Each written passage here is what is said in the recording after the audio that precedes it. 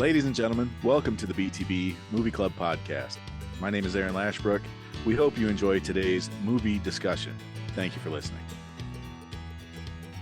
Welcome to the BTB Movie Club. My name is Tim Larson. We're here to discuss movie number 193. It is 1980's Flash Gordon. This was suggested by the scholar, Aaron Lashbrook. It's your episode. Take it away. Thank you, Tim. You mentioned 1980.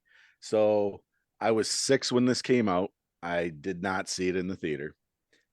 This would have been right around the time that my cousins and I, our fathers, my dad, my uncle,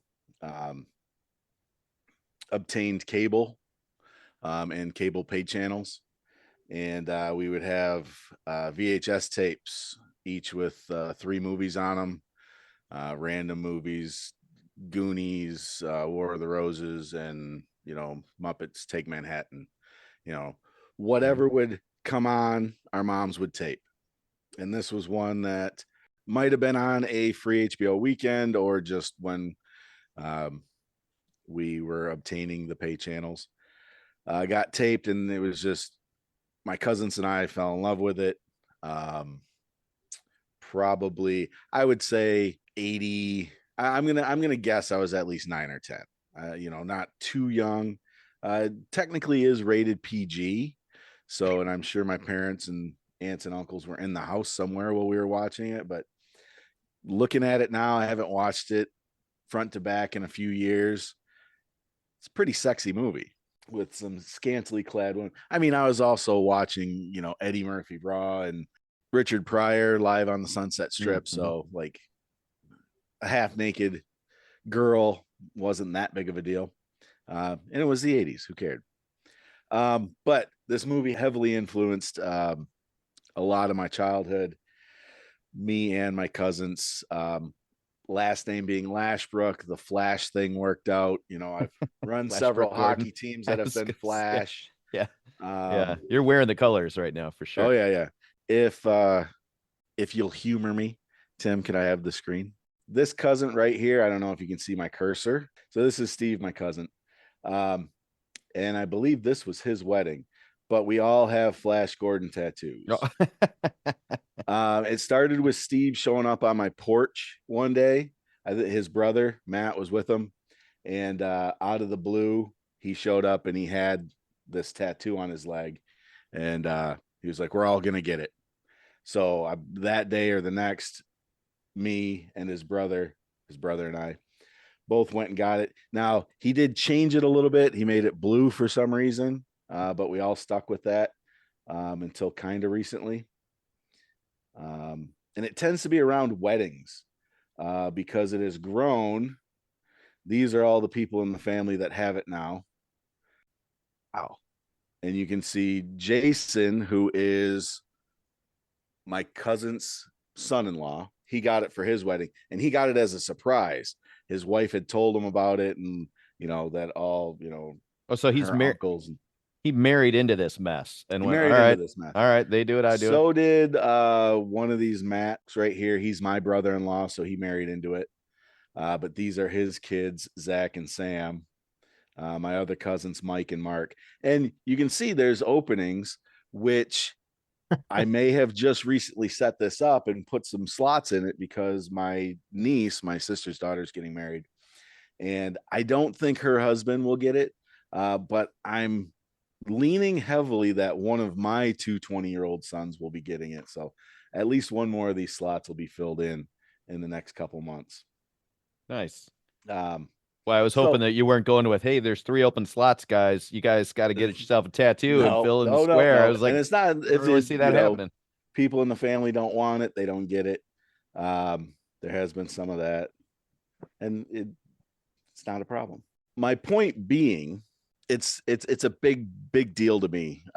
So if you guys hated the movie, that's fine. I won't take it personal, but just know that it is a very important part of my life. Before you trash this, you even went to wedding pictures to establish that. I like that. So, way to go the distance on that setup. Thank you. because I'm gonna, I don't know where this will go.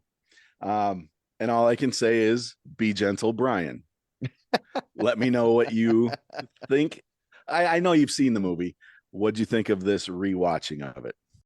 You know I like the movie. I know. You never know which way you're gonna swing. You might have had a whiskey evening. Yeah, no. There's not a lot to say about it, though. I mean, that's one of the things about this movie that falls under one of the categories of, I think, us, um, why we don't pick some movies. It's just a hard one for discussion. I sorry. What's going Okay, on? I gotta. I'll be right back. You guys go ahead. Okay. All right, Matt. I had you written down in a second, so take over for Brian, Matt. All right. This is the first time I've actually seen this. Um, I've heard a lot about it. Okay. I think there's two ways you can take this, right? I didn't grow up with this. It was made before I was born, to give you an idea. Um, you could take it if you try to take it as a serious film, then you're going to be very disappointed. If you see it for the campy B movie that it is, I think you enjoy it, right? They don't try to hide it. The dialogue is terrible. Some of the acting is actually pretty good, but the dialogue is terrible. The scenery looks like it's like the Wizard of Oz. Yeah. It looks like it could have been an original series episode of Star Trek, like with the red and the yellow and everything. Um, I'm I think that Max von Sydow, is that how you say that? Sido. I think he played it really well, like he was almost serious while everyone else was kind of doing the campy thing. And that almost, I don't know if that helps or hurts its case for being a campy B movie, but yeah, it was just kind of silly. As I was watching it, I was thinking, okay, I read a little bit up on it, right? George Lucas was inspired by the original comic strip, right? And he wanted the rights to it. And I was thinking, man, what if George Lucas made this movie, right? Who knows what it could have been, but he made Star Wars instead. And even though Star Wars came out in 1977 and this movie came out in 1980, they had Star Wars. Man, that's a really good sci-fi movie with space and flying and heroes. No, we're gonna make a crappy, campy B movie of this instead to stay, and I'm sure it was a source material thing, right?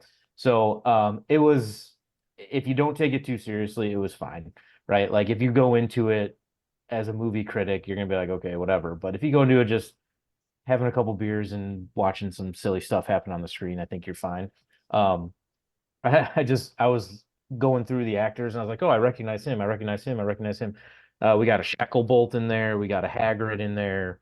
You got Porkins, who is also Eckert in Batman, I think. I think that's the same guy. You got Boss Nass, voice in there. You got a Bond, right? And then I read somewhere there's like 15 Bond actors in this movie total. Like if you actually From different characters. from in the different movies. characters, and yeah, well, because I know Hagrid is what I call him. What's his actual name? Robbie Yeah, Robbie Hagrid, yeah. Robbie Coltrane. Coltrane or whatever. Yeah, he's in Bond too. But anyway, so that was kind of fun to kind of pick out like, oh, I recognize them. Now that they've done other things. So, no, it was fine for what it was. It was silly. Um, some of some of my favorite dialogue is like when they're right in the beginning when he takes over the plane. Of course, he's been taking flying lessons. Yeah. Of course, he has. And they established that. They So did. And his then she ability to drive a rocket cycle and fly a spacecraft. Correct. She immediately asked, "Did you get to the lesson where you land?" Yeah. Oh, I was hoping you wouldn't ask that. No. Like, okay, well, first of all, I'm pretty sure you have to have that part of it. I'm pretty sure you have to have takeoff and landing. I'm pretty sure those are two really important ones. So I don't know if that's true, but yeah, just some of the silly dialogue and stuff and whatever. Looks like they had fun with it, which that's fine, right? Not something I have no emotional attachment to this movie. Right. So it's not something I would throw on a Saturday or anything. But I'm glad and I do mean this. I'm not being snarky. Like I am glad I watched it because I know a lot of people enjoy it. I've heard the theme song a million times. The fact that they got Queen to do it is amazing to me, but that's cool. But yeah, so it was fine. It was fine. Again, and I think what, just imagining what George Lucas would have done with that, and if it would have been a serious movie, and if he could have pulled that off, it just kind of an interesting alternate history thing would have been cool to see. But Right. And so I understand that. But with its background, its long background of being a movie serial and a comic book, um, I looking back on it as a 50-year-old, I didn't notice any of this. I just loved it as a 10-year-old. Um, looking back, I think it kind of stayed, or maybe was the director was trying to stay true to the comic book, the serial, the black and white serial before it. So to me, looking at it now, it's like I can still let that campiness slide and the bad dialogue and the poor edits and stuff like that. But oh yeah, for sure. And I'm sure if we all sat down and wrote down a movie we absolutely loved as kids and always had in the VCR, I'm guessing if we showed it here, many people would go, "What is wrong with you? right. Like, why did you like that movie?" So I totally get that, right? Like, I'm sure there's a movie back in the day that I loved to death, and now I would watch it and would go, what was wrong with me?" But yeah, no. So I'm glad I finally saw it. I'm not saying I'd never watch it again, so I guess that's good, right? I didn't hate it. It was silly and campy, and that's fine. That's what it was trying to do. I think it accomplished it. So yeah. So thank you. And before I let you go, Mhm. you had mentioned the sets. Now I think the sets are pretty well done for what they are, and I don't know what their budget was that they were going for. Um, you know, I think some of the special effects kind of hold up, some clearly don't. Um, but did you notice, and I brought it up at the start, and I noticed it. Did you notice a contrast between the sets and the costumes, As far or as or, just or did you think they complemented each other? Because I don't want to give you my opinion. no, it's I yeah, I mean when you're in Ming's palace, it's very red and gold, right? And the costumes are very, for the most part, bright or not existent. When they're on the Hawkman space land floating It's a ship, moon. whatever. They're all moons. I'm sorry, it looked like a palace floating Yeah, in the it's air. just a chunk of It was whatever. just all silver, which I thought was weird, but they also were like kind of clad. And then obviously the tree land was very green, and so they all matched. So in that sense, I think they complemented each other. Okay, because what I was going for was, even though I think they did their best, and I thought most of the sets were pretty good, and I didn't want to lead you. I thought the costumes were so over the top; they kind of overshadowed the the sets a little bit. Yeah, I think a little bit, and that's one of the things, like you think about like a Star Wars, right? There's a little bit, not really, like they were very plain, Yep, dusty more browns and realistic, black and white, and yeah, but I get it. I totally get it. Like you had the red clad sand people or whatever they called them in the, they sounded exactly like Tusken Raiders when they screamed. So, yep, kind of a ripoff. like whatever, man. Like I said, I've never seen the original movies or comic strip or anything like that. So I have to assume it was pretty faithful to the material. So Cool. Ryan, do you want to pick up where you were interrupted? No, as I was saying, childhood love movie, just nothing wrong with it until you watch it again today. And then there are things that don't hold up, but for a first time watcher of it from a 1980 cult classic, hopefully uh, they see what the movie was meant for and what it did. It, like you said, it inspired Lucas to do Star Wars. Um, I think with the weather that we've been having lately, Ming's pushing those buttons right now on us, that fucker. Um, Did you get some hot hail? I did. Yeah, feels like it. Um, I did catch Hagrid at the beginning. He was on closing the plane for Flash and Dale. Um, but just it's just one of those fun movies that makes you as a young male just fucking want to be cool. This guy just he's football quarterback who goes to another world. And uses football skills to save the Earth. So, I mean, come on, how isn't that cool? What's not to love? Uh, always step on the ring. The Crush ring's it. gonna suck you into it. You Step stab on the that fucking German, ring, you right? stab the Yeah. German, you step on Yeah. the ring. I believe we went with Kraut last time, but okay. I was trying not to use one of our 3 dings. But no, it's, classic movie, very much enjoy it. And I started watching, Aaron, that after Sorry, I've I was only got drunk about- last night. I Oh. only got about 20 minutes into it, and so I don't really know where they're going with it, because it sounded like he had some issues afterwards. but- Yeah, there was, and I'll wait till the end, but I learned quite a bit about even the movie, but obviously what happened after too, with a lot of the actors, and especially it focused on Sam Jones. Yeah. Well, he produced it, so Right. That was the first time I heard about the that he influenced Lucas. The character influenced Lucas, not the movie. Right. Because they showed the early serials and how they started with the rolling script, and he used that for Star Wars. So, but yeah, I never regret watching this movie and would watch it again. I actually bought it because you could buy it on HD for $5. So I bought it. That's probably the only format I don't own it on now, is like digital download, now that I have the laser disc, because I have it on digital video disc, where I have this and one of the Star Wars movies, and they're bootlegs, but it's basically a CD-ROM with a movie on it. Sounds to me like you need to spend $4.99 and complete a set there, Aaron. That's what Yeah, it sounds I like do. to me. You can do it right now. Real quick, Brian, Yes. is Flash Gordon a superhero? No. Correct. There is a correct answer. But Batman is. No, you can't have it both ways. How are you 100% sure that Flash Gordon is not a superhero?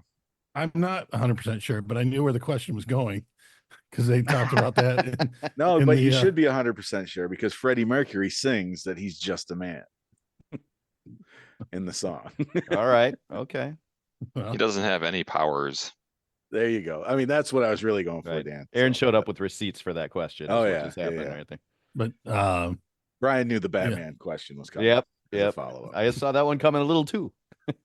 so, but I did like the Snyderverse answer was, what's your superpower? I'm rich. Yeah, So that's good. Thank you. I do have a list. Dan, what do you think of it? And had you seen it before you get started? I guess I should ask. Okay, yeah, I did see it back in like 1982 was probably the first time I had seen it. And that's the only time, other than today when I watched it. But yeah, I liked it, especially back, when I was, 12 or 15, whatever I was. I liked it a lot back then. I kind of have a little different opinion about Max than Matt had. A lot of the times during the film, I just got the feeling that he didn't want to be there. He's kind of like, what am I doing in this? I should be doing some other movie. But I mean, his acting was fine. But it could have been the 70-pound costume he was wearing the whole time. Could have been that. was that what it weighed? Wow. That's what it supposedly. That's what it weighed. Yeah. The costumes were all very cool. I liked all the costumes. A lot of the actors, you couldn't see their face because they were, covered up. But yeah, I really liked the costumes. I thought the best actor was Oria. I thought that she did a good job as the evil, daughter bitch. She Daughter bitch. yeah. It's a trope. She's trying to influence, Flash into doing something he doesn't want to, and him being the hero that he is, he just wasn't going for it. Yeah, with her, I couldn't place her accent. Like, I get that it was done in the Shepperton Studios where a lot of Star Wars was done too, and a lot of English actors, but I didn't know and I didn't know if she was putting on a voice. I don't think she was, but I didn't like her accent seemed to not fit in with anybody else's, any other planets, or her father. But I don't know if you noticed that or if anybody else, if it, I don't want to say it bugged me, but like it stood out this time. I looked at her name and her name, oh, darn it, what's her name now? Now I forget what her name was, Brunella Muti. but I think it's Italian. It sounds like an Italian name. Yeah, she's Italian. Okay. But yeah, I thought she was really good. I thought she was one of the better. I thought everybody, put on a good performance, but I thought she was really good. But Flash, I mean, his character, it's really kind of funny. He has like a aw shucks kind of attitude. He's kind of a dumb jock quarterback, and I can save everybody attitude, even though he should have been dead 3-4 times, but he somehow manages to keep going on and unite everybody. The Jets, though. Yeah. I wonder if they get that from Joe Namath. I was mean, gonna say, do you think it Right. was because of the timing and Joe Namath being Mr. Cool and Right. Broadway Joe and all that? right? Because the original back in the 30s, Flash Gordon was a polo player. Right. Okay. Which was I he? didn't know until I watched the after the, I hadn't seen that anywhere else. I hadn't gone digging to try to ruin, I wasn't looking to dig up dirt, when I was a kid or whatever, and I didn't do too much research into the old comic books or anything like that. So like Brian might know way more about that, than me or anybody else here. But it was definitely interesting the fascist regimes of this other galaxy, I guess it's supposed to be. Very reminiscent of like Nazi Germany, and not sure if that's exactly what they were going for, but that's what it came across to me as. And let's see, this movie, it isn't like today's comic book movie. Today's comic book movies are like very serious, but this one is like Matt says, more campy, doesn't really take itself too serious. But yeah, I wrote down a space opera with elaborate costumes. That's kind of what I think of it as like a space opera. That's Freddie Mercury's whole life. Right. Yeah. Which is funny because they did a TV show in 2000. It was Flash Gordon, a space opera. Oh, did Really? they? Okay. All right. Nicely done, Dan. All right. And the one other thing I wrote down is Aurea. She knows a little bit too much about her dad's sex life. That she's saying to put the potion in. He likes the potion before he has sex, so Yeah. put the poison in there. And I'm like, Yeah. how does his daughter know that about him? He knows all about hers. So Yeah. That's true too. And it was True. specifically a power potion. He likes to take a power potion before. I was like, that is weird. Before he goes and rapes women. Yeah. Was it a little blue powder potion? Well, or is that rhino horn in the gas station? Is that the Right. same stuff? Right. But yeah, I liked it. It was good to go back and watch it after 40 some years of not seeing it. So good pick. I liked watching it again. Cool. Oh, well, I just turned my page. I'm waiting for my question now. Well, yeah. Well, no. I was with the and I hadn't really noticed it before. I mean, I always remembered the start, but when you get down to it, the second half so eclipses the first half in my point of view. Did at any time, and you being a person who had seen it before,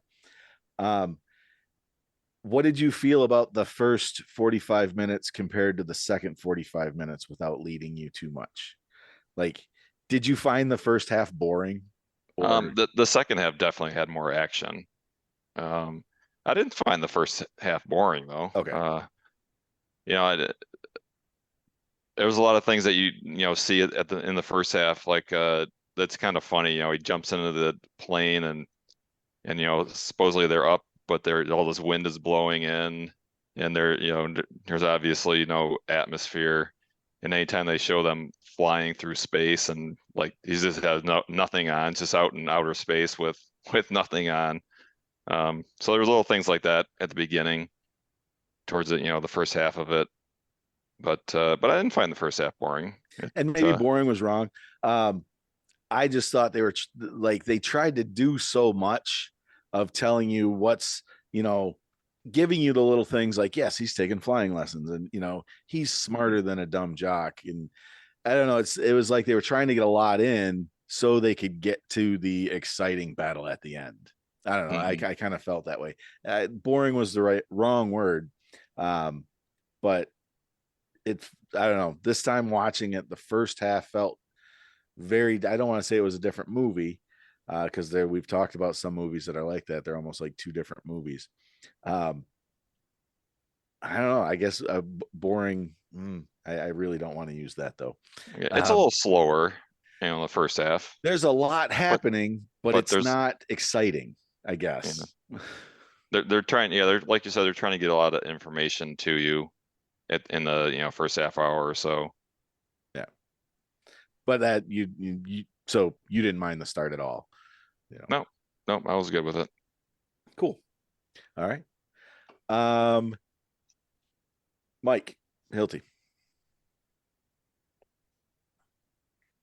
This is not my first time watching this. I How many enjoyed it, times would you guess you've watched it? including today, twice. Oh, okay.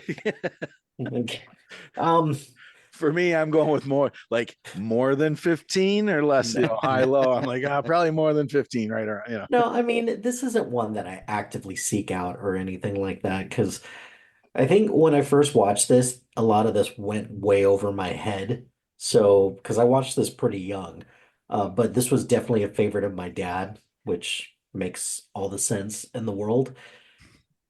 Aesthetically, pretty much all the technical stuff are actually really good in this. So the color palette, the effects, which I would agree that they don't feel like overly dated, and they probably felt cutting edge when this came out. This actually would be a movie that I'd love to see on the big screen, just to see what it would be like to experience that. Because there's certain movies that you can't just get the same effect watching it on your TV, or in my case, on my phone while I was driving, running errands most of the day. But it's still, that the costumes, the music obviously was very good as well. When you pull Queen as, the inspiration for the soundtrack, yeah, you're gonna get a pretty good soundtrack because of that. So I like that. I think just where this loses me is just the character just of Flash Gordon, I guess, because he's a pretty You can leave it uninspired at that. choice. He's pretty. Yeah, he's a pretty uninspired choice to save the world, but you could see where the charm and appeal is from Sam Jones for playing it, and you could tell that he was passionate about it. I love the fact that he's just walking around with a shirt with his name on it. And Flash. I did read that, like, in the original comic, he got that shirt from a fan, and he wore that in hopes that one day he would meet her again. It's like, oh, that's cute, I guess, but then the way he treats women in this, like, oh, okay, well, I'm probably looking to bang her, which is fine. This movie is very 80s in a lot of ways, between the music and the rapey men and everything like that. Yeah, I'm going to push back a little bit on the rape, because these were women that are we blaming the women? undoubtedly, Are we blaming the undoubtedly women? were throwing Go ahead, themselves. go ahead. This is recording right now. Oh my They goodness. both, Dale and Aurora, were throwing themselves at him. How did this Aaron start without Lashbrook's opinions do not reflect the opinions. I don't. How did this start without Brian bringing it up? I don't know. I mean, yeah. Keep going. Sorry, I just No, no, no. had to push back You a can little keep bit. going. You can keep going. That's fine. Not blaming them, not slut shaming them, not Sounds anything a little about their bit like you outfits. are. Not at all. She jumped on his lap while he was trying to fly a space rocket. I mean, come Well, on. Ming is the one that was a little bit more Oh, rapey than, yeah, 100%. than I'm defending Flash. Flash. Yes, he is just. I think. Okay, I retract what I say about that, like the men in this being rapey. I think Ming is the only one that's rapey. Flash. Okay, I I'll think totally agree with that. I think the best way to describe Flash is that he's just horny the whole movie. He's just looking just to bang literally everything around. Um, so from this movie was supposed to be a franchise, but it did not do that well at the box office. So it had a $20 million budget, and for the 80s, that's a lot. All right, late 70s, early 80s, that is a lot of money for a return on investment, which only netted it was only at the worldwide box office was $27 million. So it did not make enough to justify a sequel. But all the actors, they signed on to do multiple movies, and it just didn't come to fruition for this. And also, it's interesting because this is a rare instance where the critical reception of this was actually very good. It was like high 80% for the critical reception according to Rotten Tomatoes, and then the audience reception was around 70%. So if you can get a movie like this to be that high critically, then how come that doesn't translate to box office? Well, that just goes to show that critical reception is a bullshit metric when it comes to what box office success should be. So cinema score on this was pretty good too. It was like B range. So when people went to go see this, they got exactly what they wanted. And there's a reason why this has developed such a cult following all these years, because it is just a sci-fi classic through and through. It is just one of those movies that I think every sci-fi fan should watch at least once, just to get a sense of just a fun space opera that inspired that continues to inspire a lot of different things today. So it's a fun movie. Like, am I ever gonna watch it again? Probably. But is this one that I'm like clamoring to show my daughter at some point? Sort of, I guess. Oh. But like one fact that I did find interesting was that uh the producers originally wanted Kurt Russell to play Flash Gordon, and Kurt Russell rejected it because he thought Flash was too boring, which Hmm. sort of, but I think part of his appeal is that he's just a kind of a regular guy. He isn't a superhero per se, but he's a guy that cares. He's a guy that makes decisions, I guess, and he's very earnest in that way. So I will give him a little bit of credit for that. Yeah, I do like his, for lack of maybe his libido, he does seem to have a moral compass and a righteous persona.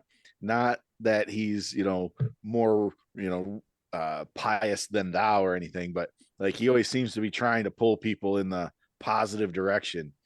um Somebody I Dan or Matt had said, the aw shucks, you know he's like the aw shucks good guy. He's kind of almost like Superman being raised on the farm, kind of, that Midwest morality Mhm. shows through. And I want to believe I identified with that a little bit as a kid, or thought it was, you know it's definitely, what would you call it, in the where they it's like the 9 squares, and it's lawful good and chaotic evil, and I mean, he's definitely good. He's moral and good, I believe. Your question: do you think George Lucas and the success of Star Wars, a few years before this came out, helped it or hurt it with the audience? It probably hurt it a little bit because it probably set expectations way too high for individuals. And I think you see a lot of the influence that this does have with George Lucas, just regular guy being plucked from his situation in order to have a space adventure, and then he's deemed the savior for the one in a way. So I think it probably hurt it a little bit because this I think the hero of this, Flash Gordon, and just his allies, it's an interesting ragtag group of people, but I think where this is kind of lacking a little bit is a strong villain, because we're told Ming is merciless, but we don't. This is like show, not tell, and you're just telling us all these things about why he's merciless. Like, okay, hot hail, great. What else you got? Darth Vader can choke someone with the Force. What else you got?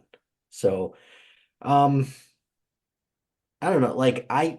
This is probably a movie that if it Guilty. got He threw a moon at a planet. I mean, come on. He threw a moon at a planet. That's pretty powerful. sure, okay, cool. That's fine. All right. But this is probably a movie that if it had gotten a sequel, it probably would have performed a lot better than this one, because you even see that today, that the sequel, so there are sequels to movies that the first one is good, but then the second one, once it gets a little bit of a following, people will come in droves to go see that. So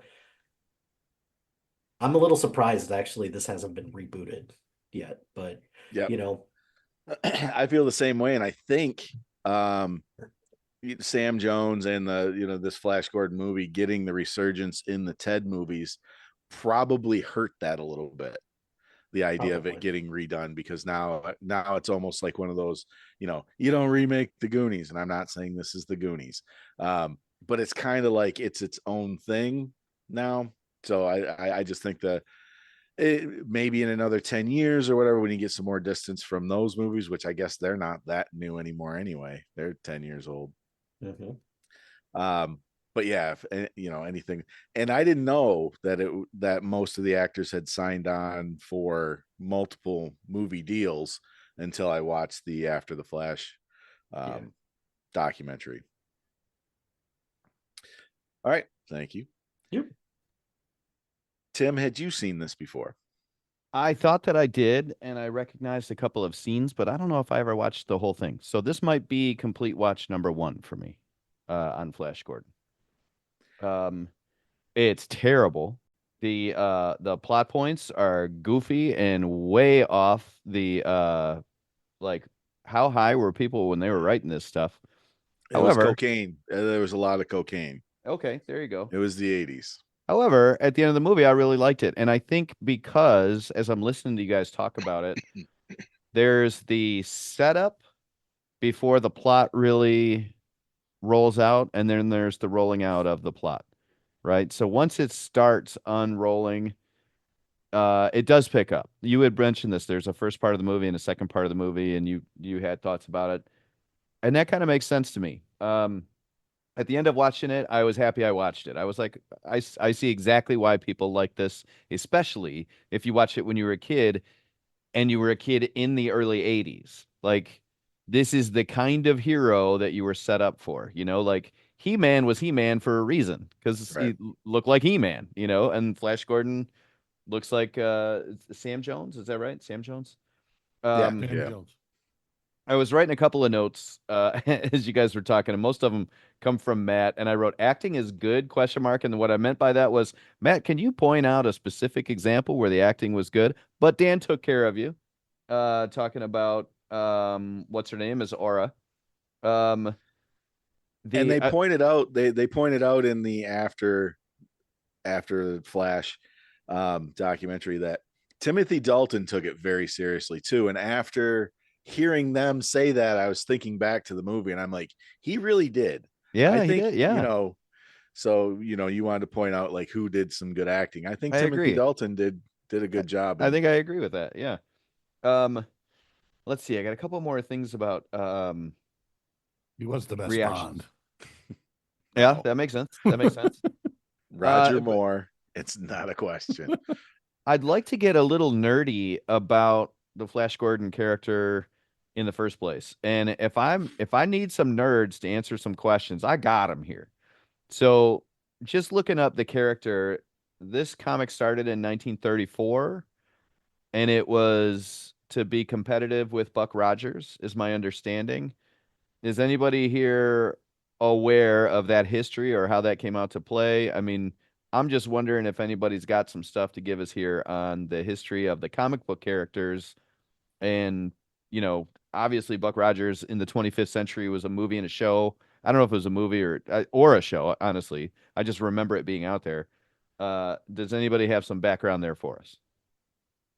That wouldn't be me. I've tried to, because Flash Gordon is such a big part of, I guess, who I am.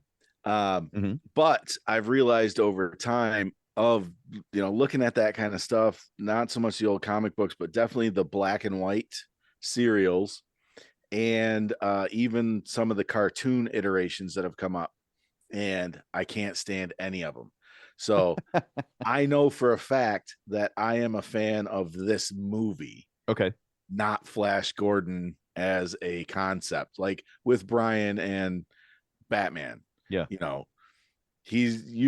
Brian, I believe, hopefully I'm not speaking out of turn. You've loved Batman in every iteration, from the 60s to the comic books to the TV shows to the animated, stuff that comes out on, from DC. So I am a fan of this particular one movie, and I wish there were more like it, but Okay. there aren't. Brian, you are a comic book guy. Do you have an answer to that, or is this out of your sort of range?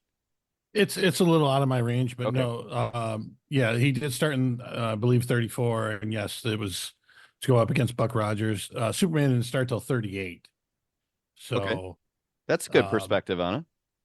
the and I'm stealing this from the um After Flash serial part of it that I saw. Um, one of the comic book creators said, and this is Alex Ross, who's uh, just his artistry is phenomenal. The stuff that he does in comics and stuff. Actually, and I believe, I don't know if you have the current Blu-ray CD, Aaron, or DVD, but he does the cover for it. Okay. And anyways, he was saying that the creator, Alex Raymond, a lot of stuff was stolen from him, just different worlds and different outfits and the way he used color and the way he told the story. It was kind of stuff that was stolen from him and it was used to create newer superheroes such as Superman.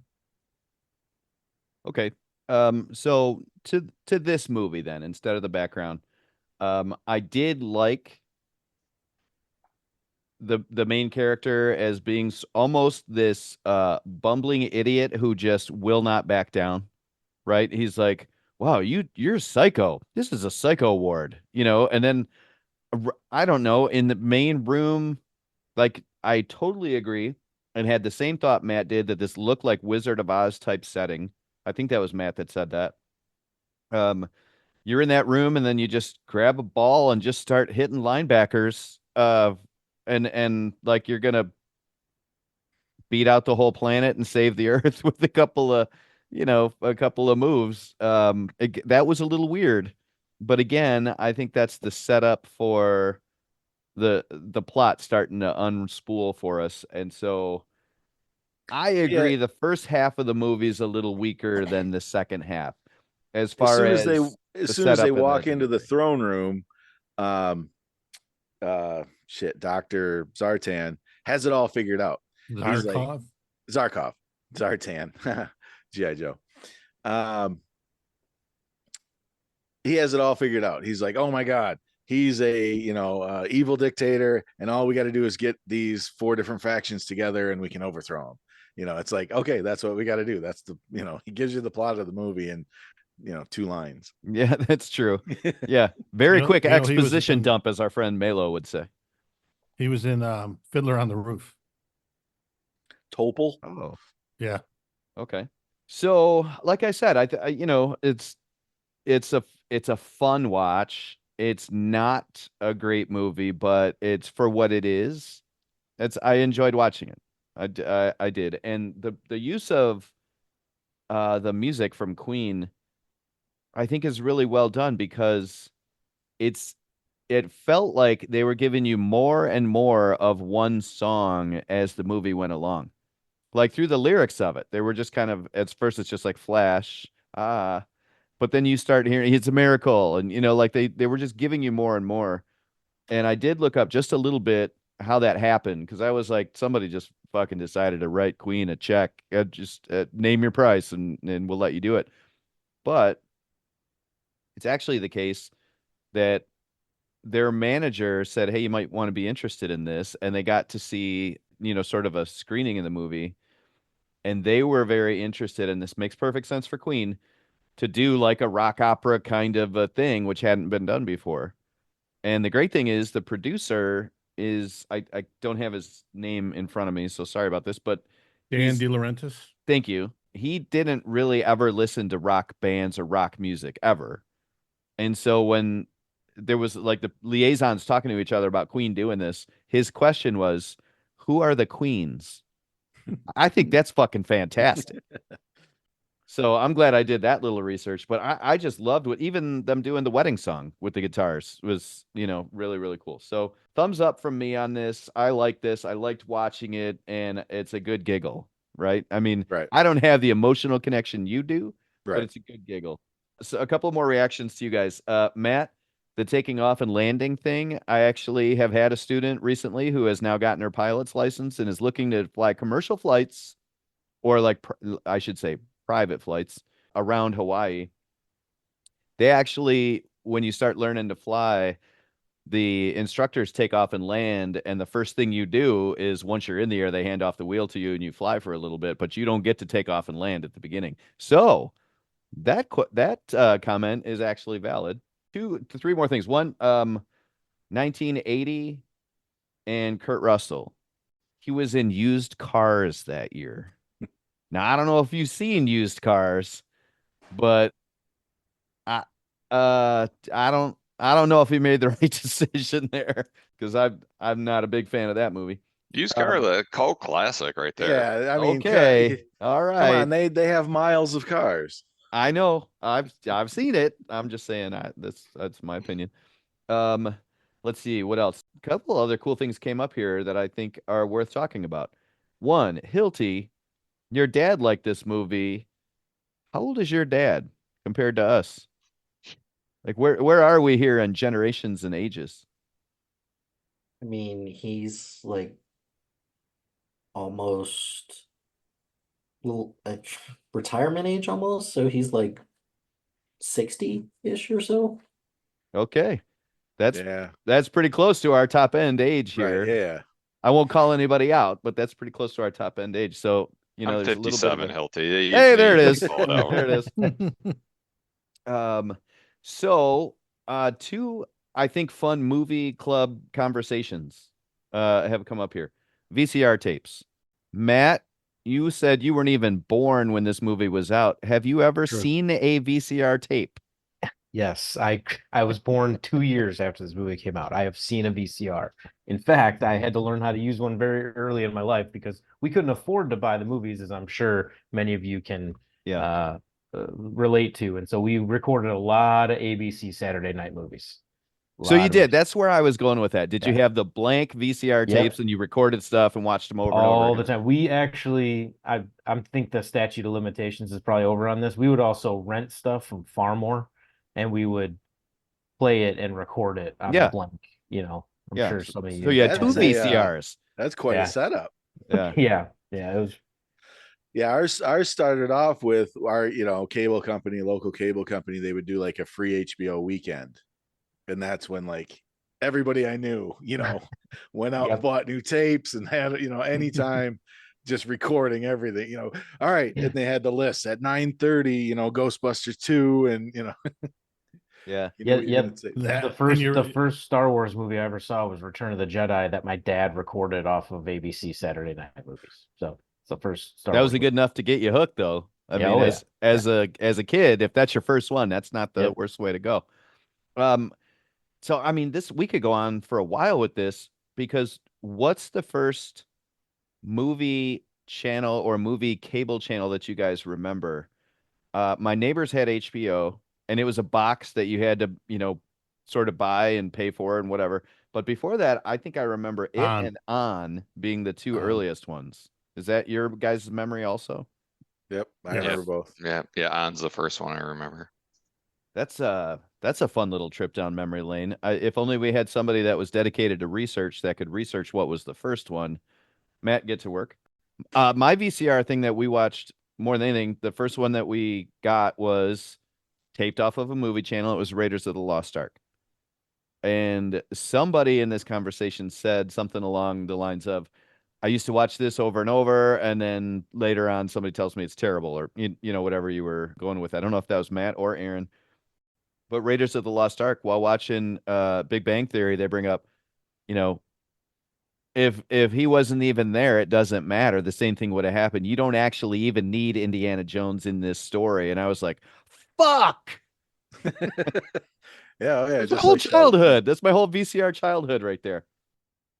Well, that's like this movie, Flash Gordon. There is zero character development whatsoever in anyone. Yeah, they just show up and do things, and you just accept them. Yep. Yeah. I beg to differ. Oh, gee. Say all you want. Boltan, Okay. Boltan totally changes from a isolationist to working with the tree people in taking down Ming. He doesn't want anything to do with going after Ming, and it's Flash that brings them all together through his charisma and sex appeal. I mean, charisma. But no, I mean, I get it. It's not a huge evolution. It happens in the blink of an eye. But Sorry, my wife just showed up with a blizzard and made me very happy. The last thing I have, Does it smell like dead mouse? no, it's the only thing in the house that doesn't, so that's why I'm enjoying it. We brought up the German Nazi thing. We've never had this conversation, but in 1980, if you need a bad guy from the real world, it's the Nazis. right. Like the history of the world is that's it. Now look at all the movies being made today and think about who are the bad guy sort of tropes, right? You have a lot of options for whatever time period you're doing now, including a lot of, terrorists this and Russian that. But at the time, if you were gonna have to sort of focus on a bad guy, it kind of has to be Nazi Germany, right? So just through the history of movie making alone, having that kind of a theme as a bad guy is pretty interesting, I think. So Right. And it was brought up earlier. And they both, Lucas did it with just straight up Yep. World War II. He didn't try to hide it at all. Right. What are the stores where you buy like army overflow? Surplus. Army surplus, thank you. Military surplus. They literally just went in and bought Nazi uniforms and put them on people, without making them.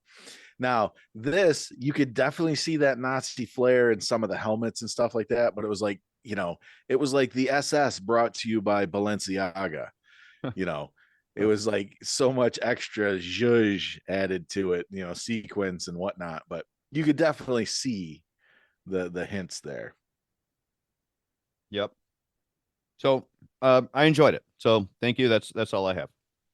All right, so Tim, my question to you is one, and this is just going to be mine. Deproy, the little person, Yeah. that was on Aurora's chain, and he also was Oompa Loompa with Johnny Depp. I mean, what a career he's had. I didn't realize, I never realized that, didn't put it together when I watched the Johnny Depp Willy Wonka, that was the same guy from this movie. And I was like, there's no way because I think he looks exactly the same. And, there's a 30-year difference, in those movies. So he's aged really well. That was more of Not a just, question. None of that that's was a more question. exposition. That's what I Not a said. question. I just wanted to bring that up. Okay. Well for played. Tim, bang, marry, kill, Dale, Aurora, or the serving girl. Which one's the serving girl? The one that she gives the potion to? Yeah. We're doing Mary Boff kill here. Yeah. Well, I think you got to marry Dale. Like you have to. Like that's the only way you can answer Yeah. that question. Boff's got to be the aura girl, and then I think you got to kill the serving girl. Wow. Okay. And I'll just You keep my gotta reason. marry the crazy one. You gotta marry No, Aurora. no, Brian, you. That's why I didn't ask No, Brian. you marry the crazy one. That's the. How'd that work Gotta out for marry you, the Brian? crazy one. I'm gonna bang and marry Aria or Aurora and Hey, you know kill what? the other two. Matt, it's a good question, but life is a marathon, not a sprint. We don't know how that's going to work out for Brian yet. We'll see how the credits work at the end of the movie. Yeah. So yeah, that And was just for the foodies in the group. Dino De Laurentiis, his granddaughter is Giada De Laurentiis from Food Ah. Channel. Oh, wow. Hmm. That's good. That's a good little piece of trivia. Nicely done. who is Dino De Laurentiis? The producer of the movie Okay. that you love guy so who much asked since your the queens. childhood. Hey, like I said, I didn't dig into this. I've loved the movie. I didn't care who directed it or produced it or fronted the trailers full of cocaine. Hey, Aaron, who is the best boy grip? Me? My mom says I'm a good boy. I don't know. All right. I know what you were saying. Yeah. So So, I didn't get to watch the documentary. So what happened to Sam Jones? well, the biggest thing that I didn't know is almost all of his lines were dubbed. They're not him talking. He did Wow. not come back to do sound correction. He was told by his handlers. He went back to the United States as soon as filming was done and didn't go back. That's why this all fell apart. This being a series and everything else, he wanted to renegotiate his contract, and it just ended it for everyone. So he wasn't well liked. And even the documentary being produced by him, I knew that it was spun in his favor. I didn't know he actually produced it himself or was the main driving force of it, because it doesn't paint him as a victim or anything like that. But I'm sure in real life it might have been a little more. He might have been a little more asshole than he comes across as in the documentary. So yeah, you can look up who actually does the voice, and it's not his voice for almost all of the movie. What was the other? There's a couple other things. I already said that Timothy Dalton, he took it very serious. Several people that acted with him said that. What else? The music, I don't know if it works without the music, if it scores as high as it does even with the audience. Queen did Highlander, the first Highlander movie soundtrack. And that's another one where it just the soundtrack was so important to the movie. I think they're underrated as what they do for soundtracks. Oh, as far as dragging a movie along, yeah, comparing this to Star Wars, I think is, a mistake that people shouldn't make, and like hoping one is the other. And I love both, but like Star Wars and its orchestra versus this and Queen, there's just, it's not a fair comparison because they're both phenomenal on their own. Um, it's like comparing, your favorite fruit to steak, or what, I don't know. They're both phenomenal, and totally different at the same time, and it's not fair to, try to compare them. I agree. And I think they were going for different tones completely. Mhm. And so, Brian, what's the producer's name one more time? Dino De Laurentiis. For him to go with Queen to add to the tone of his movie really kind of validates the movie. Like if you take that music out of this movie and it has a different feel, I don't know if it's as good. Right. And so I don't think you need to compare those two things unless you do it with those two things in mind. Like John Williams is setting up this score for this action, and they're, trying to make this visual wonderfulness happen. Where what Flash Gordon is doing is, I don't know if he was going for campy, but he got it though. And whatever he was going for, he did a really good job of creating that tone, so that, 9-year-old boys would like it, 10-year-old boys would like it, and it's got a cool following since then. Yeah. A couple things.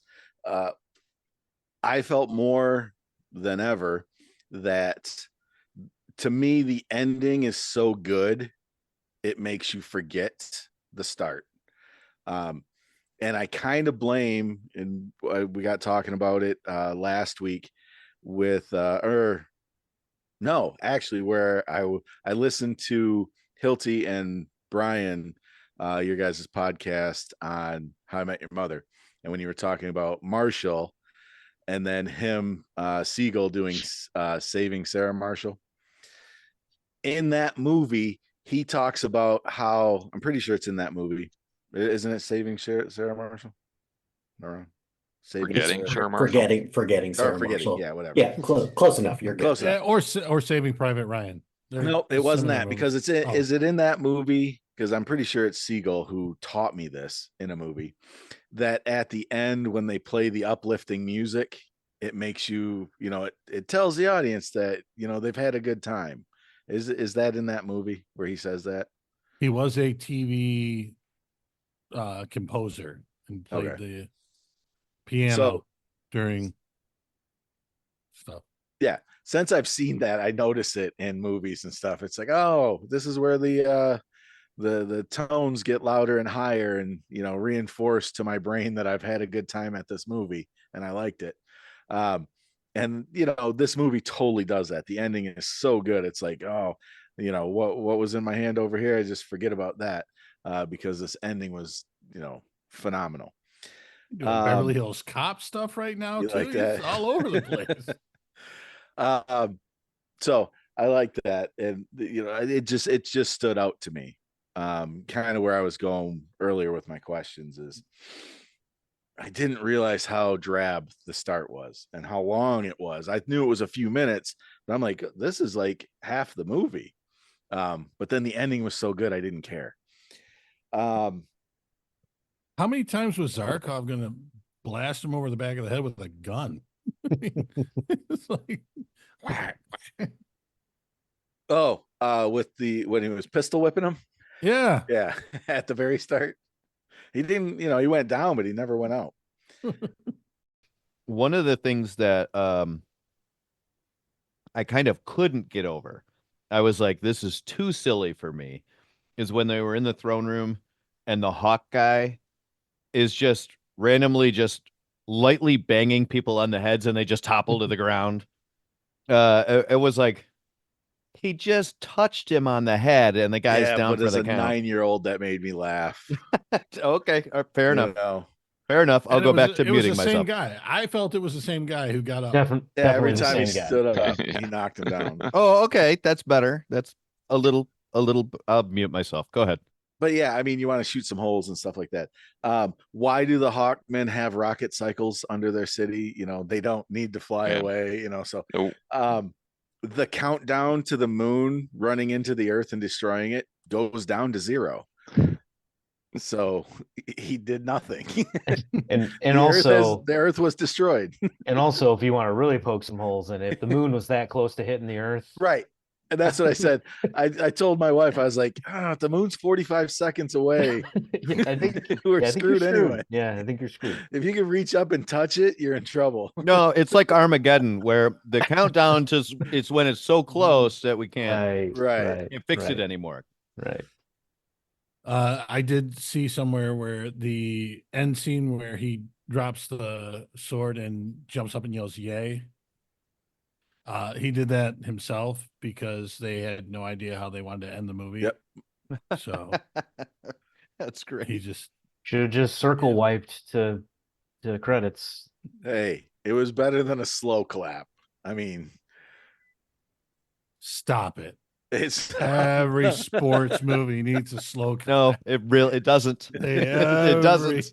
You guys ready for your on network research that you asked me to do? I've been waiting for like an hour. So on network was in 8 markets, Detroit being one of them. Mhm. 78, 1978 is when you got it in Detroit. It was also the first to close in Detroit in 1982. But technically HBO was the first paid subscription movie channel. It started in 1972. Wow. Yeah. I don't think anybody our class had it in 1972. I'm sure it was for the rich and famous, but along those lines, my dad always tells a story.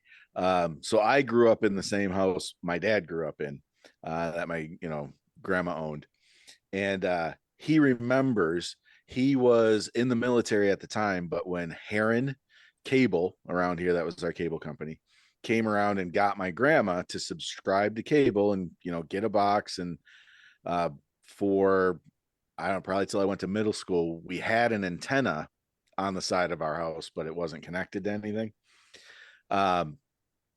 Because growing up, the house, by the time I was born, it already had cable, and at the time, cable was like the 7 channels you got through the air anyway, but it just came in and it would never go out because of rain or whatever. It was a better signal. It would never be fuzzy. And my dad was like, she paid like around $4 a month, and she was sold on it because the person selling it said, as more people subscribe, the cost will only go down. It will never, it's like $3.75 now, but when all your neighbors get it, it'll be like $1.50. And just like Netflix, it never went down. It only ever went up. So that's funny. But yeah, she had cable in the 70s. I like that little piece of research. I like that a lot.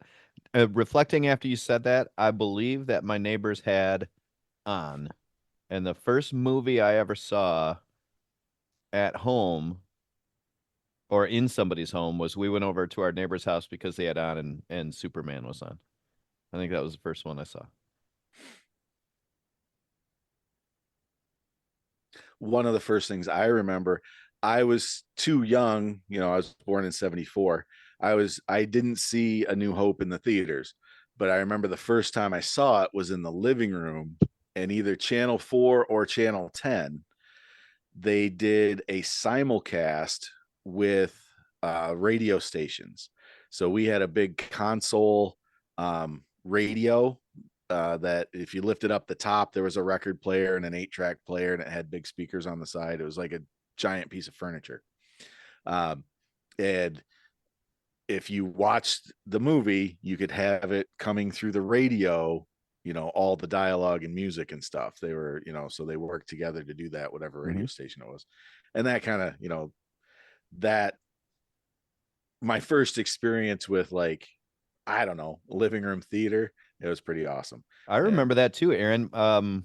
We had a watch party Yeah, so did we. We had My like friend Deneen several neighbors Chris, over. he came over. My aunt and uncle were over, and we dialed in on the radio and had a whole big deal out of it. Yeah. It was a neighborhood thing. It was cool.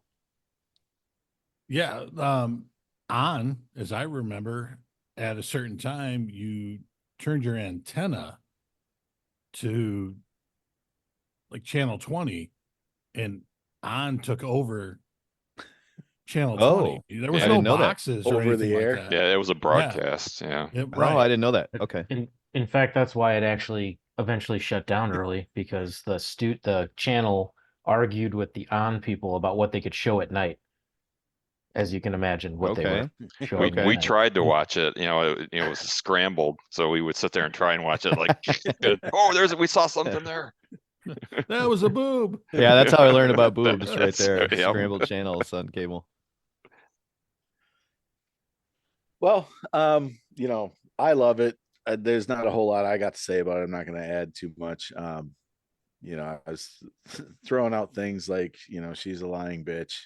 Um, but yeah, it's towards the end, when it was getting exciting, I went right back into, if my cousins were here, if we were like, I could have pushed the couches together and jumped around and like jumped from the couch to the chair, and we would have wrestled or whatever. But I was right back there. Every time I watch it, it's like you just want to jump up and jump around and karate and fight, and I don't know.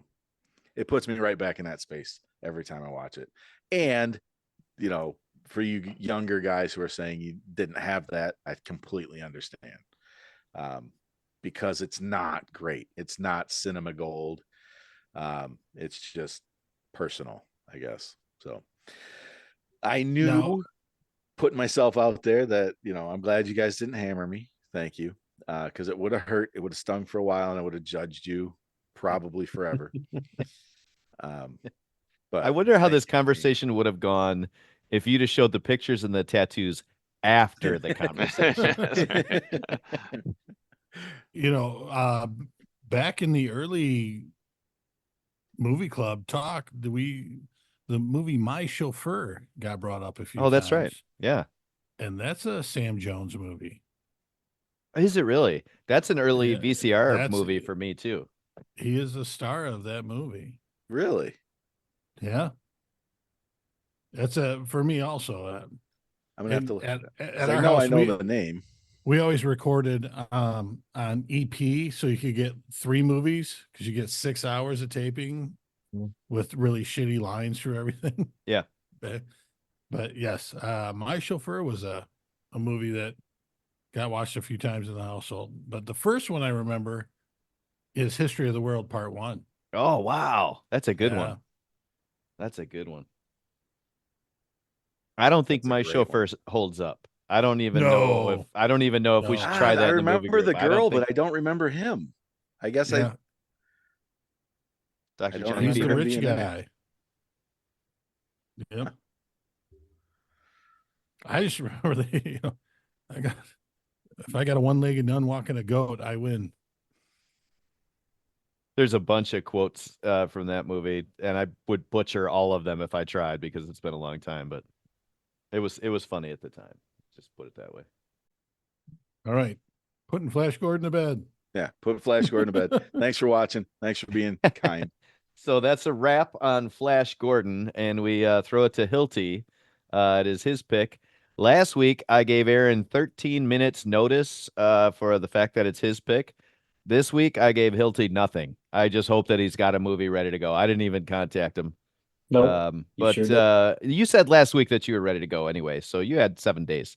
So Hilty, it's your pick. It is dealer's choice. Hit us with a movie we get to watch. So I recently rewatched Predator. So I'm not going with it though. I'm going with another Shane Black movie because it was honestly a toss-up between another Predator movie or another Shane Black movie. Because I'm looking at the list of movies and I don't think it doesn't look like you all have ever done a Shane Black movie. It's possible, but regardless, whatever. So I am picking my favorite Shane Black movie, which is The Nice Guys. So there you have it, kids. We will be watching Nice Guys. But before we get to that, we have to make up for an outrageous oversight on our part. Our good friend Patrick Trapp loves the movie Flash Gordon. And somehow we failed to invite him to the conversation. So Aaron, Brian, and I met up with Patrick to get his thoughts on Flash Gordon. So tune in to the BTB podcast deeper dive into Flash Gordon and hear Patrick Trapp's insight. He's got a lot to say. If you enjoyed this first episode of Flash Gordon, please dial in and enjoy the second.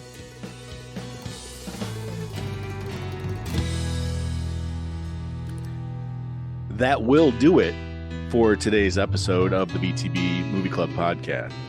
Thank you, as always, for listening. We know we enjoyed ourselves. We hope you did too. Have yourselves a great week. We are partnered with the SBDM Crew Podcasting Network.